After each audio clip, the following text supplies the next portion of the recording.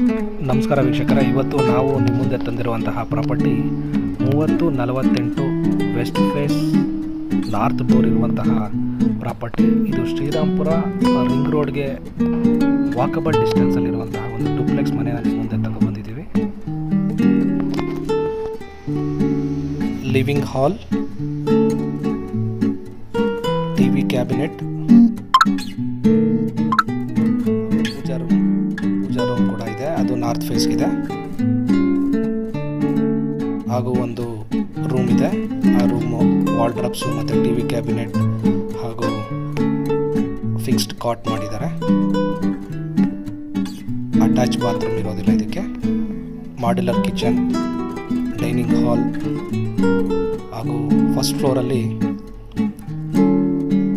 ಒಂದು study room ಕೂಡ ಇದೆ.